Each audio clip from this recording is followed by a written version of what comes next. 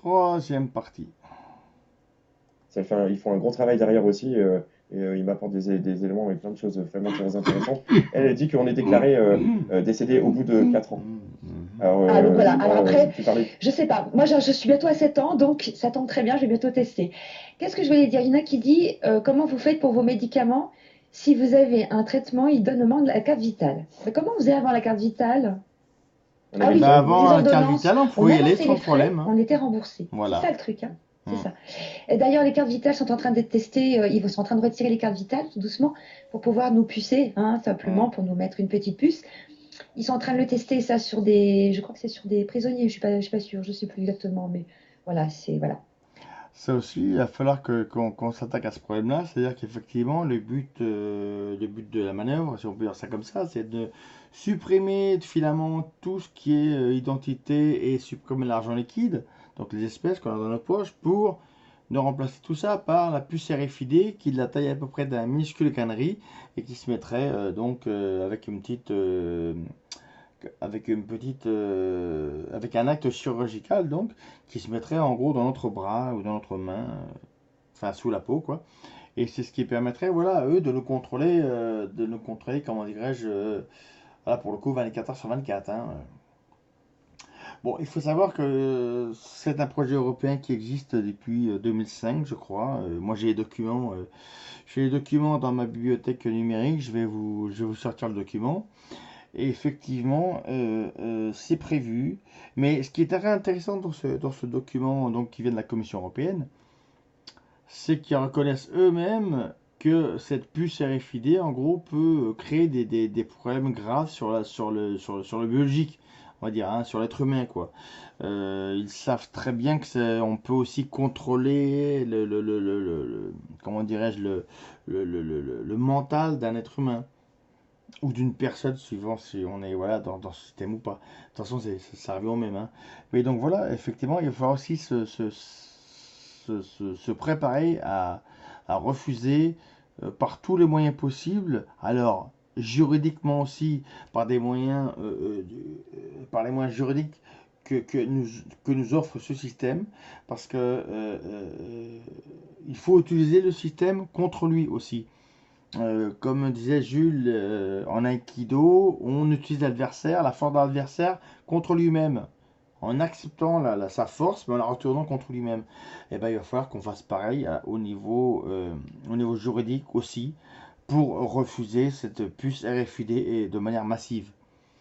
Parce que si on laisse faire passivement, on va morfler, mais là on va pas morfler passivement, on va morfler gravement et dans la douleur. Donc, et c'est à ce moment-là que les gens qui sont encore dans le déni, ou qui en ont rien à foutre, ou qui se moquent de ce qu'on peut dire, c'est à ce moment-là que ces gens-là vont dessouler et ils vont se dire à ce moment-là, merde, ces gens-là disaient ça, on les prenait pour des fous, on leur disait que c'était du complot, mais ils avaient raison. Et à chaque fois, ça se passe comme ça. Donc si ça pouvait, cette fois-ci, si ces gens-là pouvaient anticiper et ouvrir les yeux avant que tout se casse la gueule et qu'ils comprennent, eh ben, effectivement, ça serait quand même très très... ça sent très bien, quoi. Voilà. Donc, vous voyez, Ensuite, là, c'est simple. Hein. Là, elle vient de le dire, hein, c'est puce Hum, hum. RFID, tu vois. C'est pas anodin, c'est là, hein, Radio, fréquence, interférence. Enfin, j'exagère un petit peu, mais je crois que c'est voilà, R, c'est radio, fréquence, interférence. Hein, fréquence, interférence. Voilà, bref. Voilà. c'est dans la main. Il y a plus les renseignements médicaux, c'est dedans. Les renseignements bancaires, c'est dedans. Renseignements administratifs, c'est dedans. Donc, il faut vraiment prendre conscience que c'est maintenant qu'ils vont vouloir nous l'imposer par la peur, la crainte. Hum, Et puis, bon, il va pas avoir peur de ça, puisqu'on peut tout alors, simplement se tu vois, réutiliser. Jean-Mi, par Hein, exemple, dans le chat, il y a hum, Véronique qui dit exister en hum. liberté, qu'en pensez-vous? Je vais vous dire ce que j'en pense. De tous les discords que j'ai pu faire, de toutes les infos que j'ai pu avoir à droite à gauche, c'est la seule qui reste droite dans ses pompes. Elle a toujours. Alors, elle a un caractère de fou. Elle a du caractère, mais je pense qu'on a tous du caractère pour arriver à dénoncer les choses, parce que sinon on se ferait bouffer. donc, tu m'as dit Donc, c'est il faut juste Irène. avoir Irène Grosjean. Irène Grosjean, les amis. Hein. Irène Ouais, Grosjean. ouais, c'est Voilà. marqué. Pour Véronique, exister en liberté, Elle a toujours dénoncé la pédophilie, la pédocriminalité, les enfants placés. Elle a toujours dénoncé ça depuis des années et c'est quelqu'un qui est extrêmement censuré. Et je peux vous dire un truc, cette nana, on l'aime ou on l'aime pas. En attendant, ce qu'elle dit, c'est vrai. Donc, après, ça passe ou ça passe. Et sourcé, parce qu'effectivement, toutes les horreurs qu'elle peut dire dans ses directs, effectivement, moi je peux les. Enfin, en mon personnage, je peux confirmer parce que moi j'ai trouvé tous les documents plus ou moins officiels, déclassifiés, non classifiés américains, français, internationaux et européens. Sur tous les sujets qui sont évoqués, effectivement, ça pue. Mais c'est aussi pour ça, pour cette raison-là, qu'il y a beaucoup de gens qui veulent pas regarder parce que ça pue tellement que, ben, on va dire que leur arbre de Noël s'écroule sous leurs yeux. Et là, il y en a beaucoup qui ne supportent pas justement voilà, de s'apercevoir qu'ils ont été trompés. Voilà. Pas. Elle a été traitée de tous les noms, de tous les titres. Mais je peux vous assurer d'un truc, c'est que cette fille, elle est droite dans ses bottes. Alors, je veux bien avoir quelqu'un comme ça en face de moi qui me dise va chier, comme dirait l'autre. Mais en attendant, elle est droite dans ses bottes. Et moi, c'est pour ça que je continue à la suivre en me disant ouais, elle cherche pas la gloire, elle cherche pas les cagnottes, parce que ça, la multiplication des cagnottes aussi, c'est quelque chose. Et ben, rien que pour ça, cette nana, moi, elle a tout mon respect. Après, vous faites ce que vous, voilà, ce que vous faites, vous faites ce que vous pensez ce que vous pensez. Ensuite, après, au niveau de la fraude du nom, c'est quelque chose qui est extrêmement lourd. La fraude du nom, on peut aller très très loin. Je vous invite donc à aller voir, donc commencer par la tromperie du code justinien, qui est extrêmement lourde à comprendre, certes. Mais n'oubliez pas une chose, c'est que... on va vous mettre ça dans le actuel. La tromperie du code justinien, il faut savoir que ce sont des termes qui sont lourds. Je peux pas faire ça là maintenant, le résumé, c'est on va le faire en plusieurs lourd. étapes, c'est pas grave, ça permettra à tout le monde aussi d'aller chercher aussi par eux-mêmes, parce que le but de l'éveil, c'est pas de donner tout sur un plateau, hein, c'est que chacun aille chercher aussi hein. Et les termes, et aussi les termes. Alors les termes qu'on utilise, une définition que moi j'ai n'est pas la même que quelqu'un d'autre aura. Donc il faut bien être conscient que lorsqu'on utilise un terme, il faut donner son sens pour que tout le monde ait la même définition. Donc, je vais vous dire franchement, pour moi, tout part de cette fraude non légale. Alors légal, ça veut dire, c'est marrant pour ceux qui aiment un peu la spiritualité, qui sont vraiment dans l'éveil et non plus dans le réveil. Légal, ça veut dire contraire aux lois divines. Eh ouais. Et ça, c'est l'encyclopédie Britannica.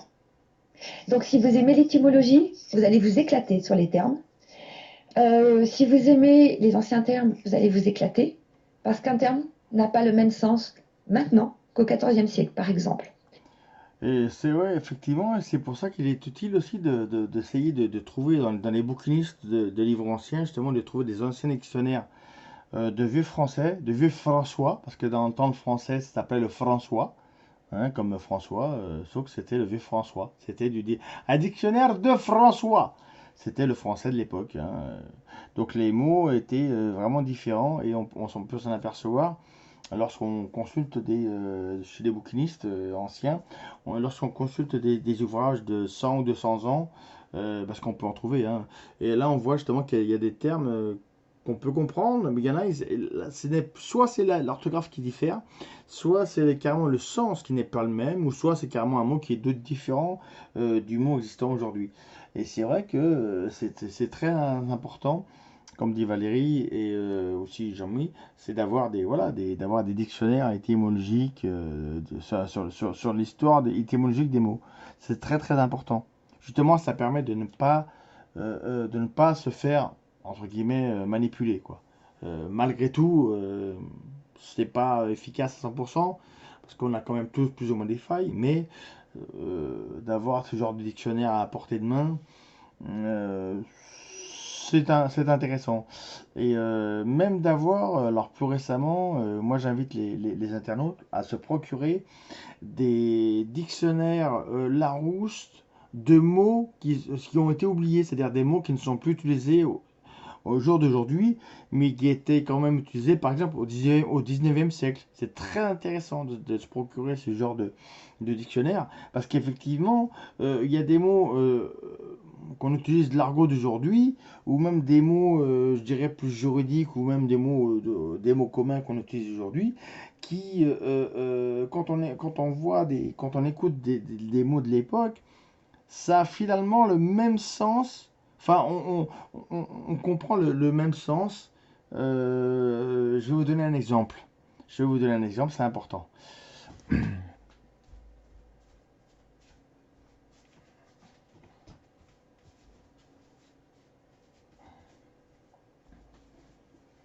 Alors, par exemple,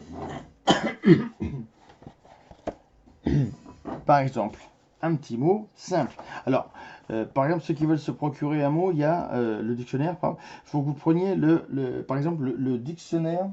C'est celui-là ou c'est celui-là? Non, c'est celui-là. Voilà, les mots disparus de Pierre Larousse. Hein, édition Larousse. Et c'est, je crois, c'est 2010, 2018, je crois. Alors, par exemple, un exemple, qu'est-ce qu'il y avait par exemple comme mot? Je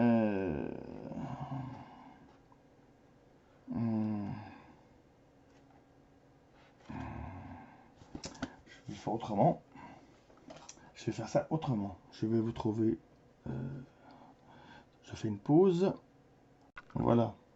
Alors, par exemple, voilà, là vous allez voir. Par exemple, lorsque l'on parle de, regardez là, ce qui est au-dessus, lorsqu'on parle de, par exemple, le coup de Jarnac. Le coup de Jarnac, c'est quoi? C'est une manœuvre perfide. Manœuvre perfide et loyale. Fourber, c'est tromper. Fourber, moi, ça me fait penser aux fourberies. Donc, être fourbe, vous voyez? Escobarder, par exemple, c'est user d'équivoque. Manquer à sa parole. Donc, manquer à sa parole, c'est pas grave, c'est des manœuvres perfides. Escobarderie, subterfuge, mensonge. Mésinterpréter, c'est pareil. Mal interprété. Donc, vous voyez un peu tous ces mots anciens, ils sont tout à fait. C'est très important de se procurer ce dictionnaire. Je vous le mets là je vais vous le mettre devant. Voilà, ce dictionnaire-là, vous voyez, pour trouver le sens des mots anciens, disparus. C'est très important de pouvoir se procurer ce genre de dictionnaire. Effectivement.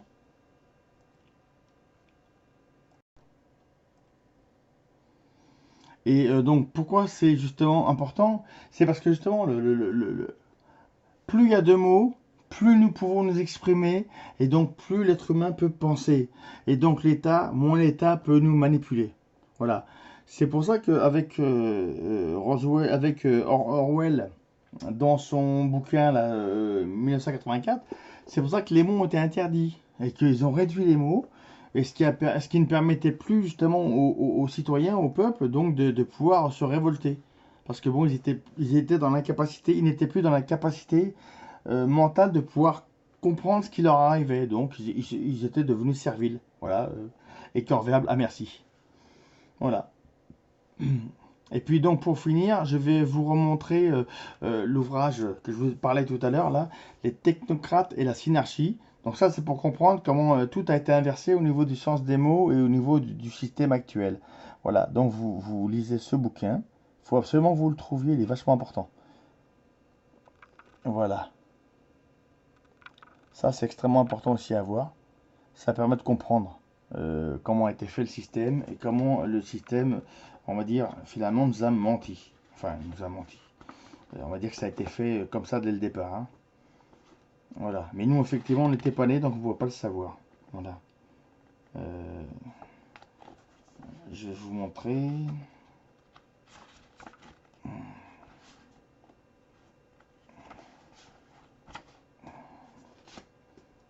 Attendez, hop, on va faire ça. Il faut savoir que dans ce bouquin-là, Donc, vous allez avoir tout ce qui concerne les technocrates, donc les entreprises et les technocrates, ce qui se soucie des citoyens, de la santé des citoyens, enfin voilà, il y a les technocrates et les entreprises. Enfin, vraiment, c'est un ouvrage qu'il est utile, qu'il est important donc de se procurer pour vraiment de comprendre toute la manipulation dans laquelle on est. Voilà un petit exemple d'un des paragraphes. Voyez? Les technocrates se soucient-ils des Français?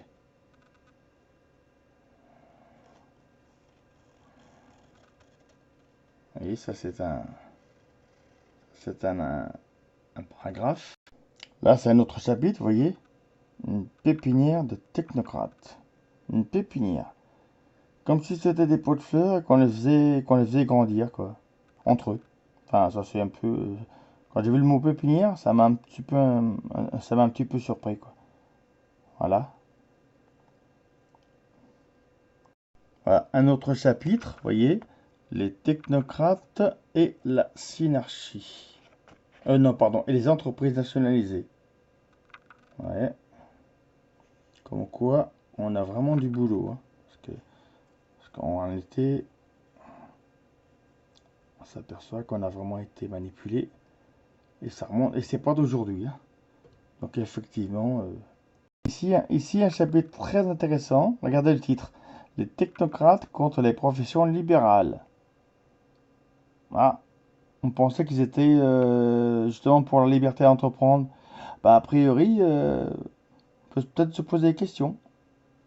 Effectivement. Parce qu'a priori, ce qui ressort de ça, c'est qu'a priori, il serait peut-être pas aussi libéral que ça. D'ailleurs, lorsqu'on voit la construction de la Commission européenne, on peut vraiment se demander si c'est une liberté lorsque tout est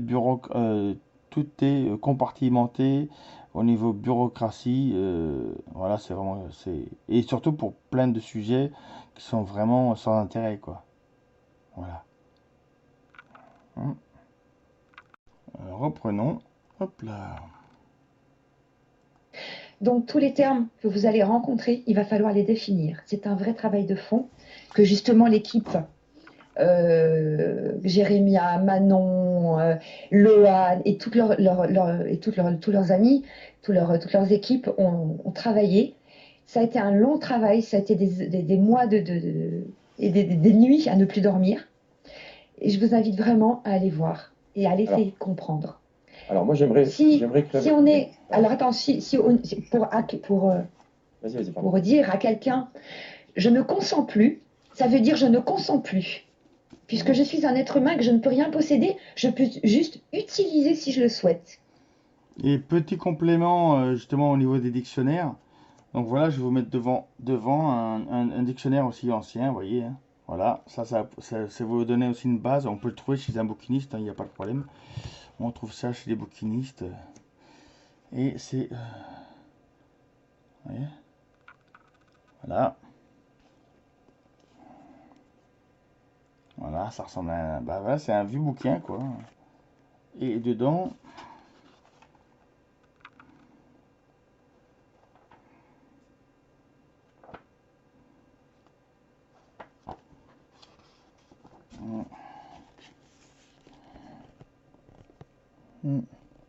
Voilà. C'est comme les nouveaux francs. Il y a les anciens francs et les nouveaux francs. Et ben là, effectivement, le dictionnaire, c'est pareil. Il y avait le dictionnaire de français. Et on va dire que notre langue, notre belle langue française a eu différentes évolutions, différentes phases de construction. Et c'est pour ça qu'elle est très très riche. Et elle est toujours, mais c'est aussi pour ça qu'elle est très attaquée, qu'on essaie de la rendre la plus anglaise possible par tous les trous. Et c'est pour ça aussi que l'Académie française avait rendu un espèce de un avis, enfin je ne sais plus exactement le terme, voilà, dans lequel elle disait que, enfin elle essayait d'alerter l'État à ce niveau-là, comme quoi voilà, la langue française était attaquée de tous les côtés et que l'État devait y remédier. Bon, sauf que l'État, là, apparemment, n'a rien fait pour. Au contraire. Voilà. Alors, reprenons la lecture. Hop. Pour mon propre bonheur, mon propre bien-être. Je vais vous donner un exemple. Hein. Quand vous prenez une prune avec la voiture, quand vous allez dehors, je ne consens pas, je n'ai pas signé de contrat avec l'autorité qui me donne l'amende, je l'ai fait, hein. Je vous le dis, je l'ai fait, ça a marché. Je ne consens pas, je n'ai pas consenti de contrat écrit avec la société qui me met la prune. De quel droit me met-elle la prune? Ce n'est pas un consentement tacite. Or, se prendre une prune, c'est un consentement tacite.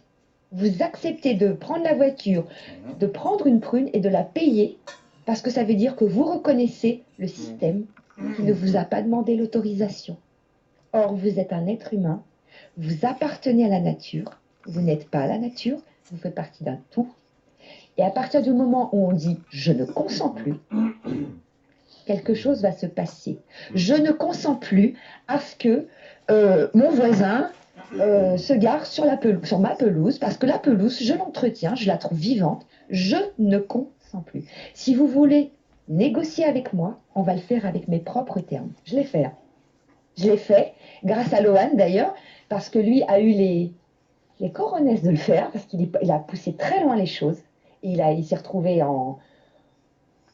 dans des situations plutôt compliquées. Et j'avoue que le non-consentement, ça a un poids monstrueux. Or, lorsque vous allez signer un chèque, vous consentez, vous autorisez la banque à faire quelque chose. Si vous ne signez pas, votre chèque vous est retourné pour que vous signiez. Vous avez oublié de signer. Non, non, j'ai pas oublié de signer. Quand vous allez voter, et là je vais me faire des ennemis, je m'en fous. Quand vous allez voter, vous n'allez pas voter, vous allez élire. Vous n'allez pas voter. Voter, c'est donner son avis dans un groupe. Élire, c'est faire un chèque en blanc. Vous avez signé, vous avez consenti, vous avez donné votre pouvoir. Je suis désolée, mais tout part du non-consentement. Voilà. Oui. Et d'où l'importance du sens des mots, effectivement. Et les Je vais amis, m'arrêter là parce que c'est lourd. pour ce soir. Alors, alors je pense qu'il y a Taladum qui va mettre des liens. S'il y a d'autres personnes qui travaillent aussi déjà sur ce sujet, et j'ai vu que Stéphane, parce que tu sais, Stéphane, il va passer juste après toi. Moi, c'est ce que je dis toujours, parce qu'il y en a beaucoup qui s'en plaignent, mais moi, perso, c'est parce que je le connais, mais après, chacun a sa façon. Mais Stéphane, il a fait énormément de recherches aussi. Il est très calé sur ces choses-là, et d'ailleurs, il va passer juste après toi. Simplement, moi, je te dis merci parce que tu vas revenir, forcément. Rappelez-vous, Ouais. Valérie, hein, c'est Valérie, donc, qui vous a. Mais très important, effectivement, c'est de trouver, voilà, pour pouvoir combattre un ennemi, il faut d'abord faut d'abord le connaître. Je crois que c'est un proverbe chinois, ça. Mais il n'y a rien de plus vrai que ça, en réalité. C'est-à-dire que pour avancer dans un chemin tortueux, il faut connaître le plan. Pour pas justement tomber dans les panneaux, dans les trous. Eh ben, le système, il a du bon quand même. C'est-à-dire que le système, même s'il est injuste, en réalité, on peut, en se servant du système, on peut arriver à le combattre. Donc, au niveau juridique, par exemple, vous avez aussi des dictionnaires spéciaux.